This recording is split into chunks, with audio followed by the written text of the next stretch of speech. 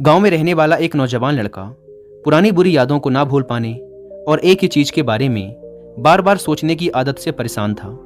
अगर उसे कोई कुछ कह देता या फिर उसके साथ कुछ थोड़ा सा भी गलत हो जाता तो वो बस उसी एक घटना के बारे में पूरे दिन सोचता रहता।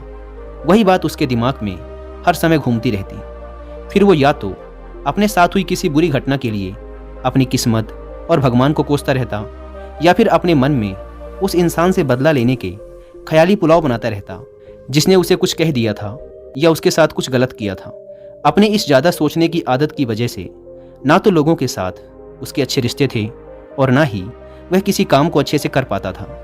वह हर समय तनाव व मानसिक अशांति की स्थिति में रहता।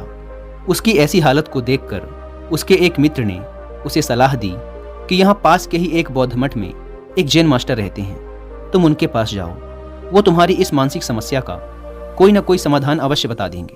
वह नौजवान लड़का जैन मास्टर के पास जाता है और अपनी समस्या उन्हें बताता है कि कैसे वो एक ही घटना के बारे में बार बार सोचता रहता है और पुरानी बुरी बातों व यादों को भूल नहीं पाता।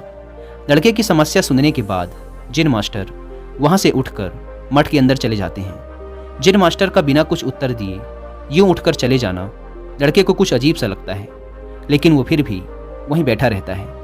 थोड़ी देर बाद वह देखता है कि जैन मास्टर मिट्टी की गिलास में पानी भरकर उसकी तरफ चले आ रहे हैं। जैन मास्टर लड़के के पास आकर खड़े हो जाते हैं तो लड़का भी उनके सामने खड़ा हो जाता है।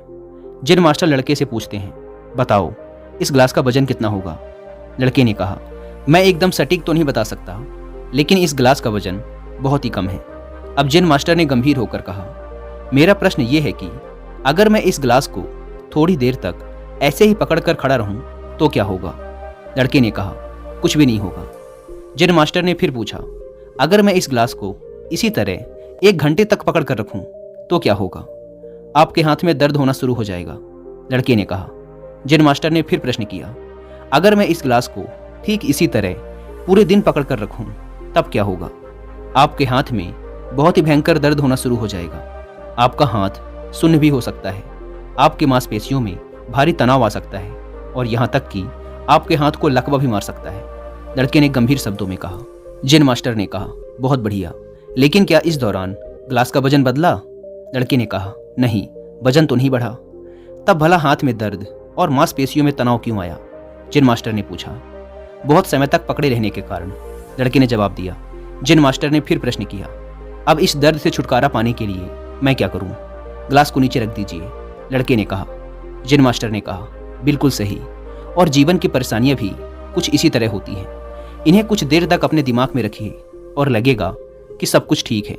उनके बारे में ज़्यादा देर तक सोचिए और आपको पीड़ा होने लग जाएगी, और इन्हें और भी देर तक अपने दिमाग में रखिए, फिर ये आपको अशांत व पागल करने लग जाएंगी और आप कुछ भी नहीं कर पाएंगे। जैन मास्टर ने लड़के की तरफ इशारा करते हुए कहा, अपने जीवन की पिछली गलतियों और घटनाओं के बारे में सोचना जरूरी है, लेकिन उससे भी ज़्यादा जरूरी है उनसे सीखकर आगे बढ़ना।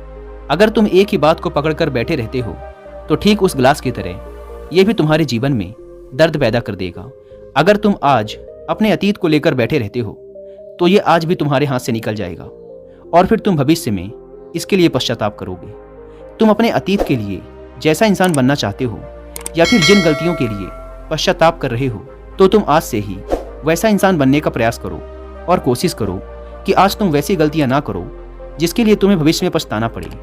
इसलिए चिंता करना बंद करो और अपने आज के कर्मों पर ध्यान दो, क्योंकि चिंता व्यक्ति को उसकी चिता तक ले जाती है। दोस्तों, चिंता करने की आदत को छोड़कर एक खुशहाल जीवन कैसे जिया जाए, इस पर विश्व प्रसिद्ध लेखक डेल कार्नेगी ने एक बहुत ही अच्छी किताब लिखी है जिसका नाम है how to stop worrying and start living, यानी चिंता छोड़ो, सुख से जियो।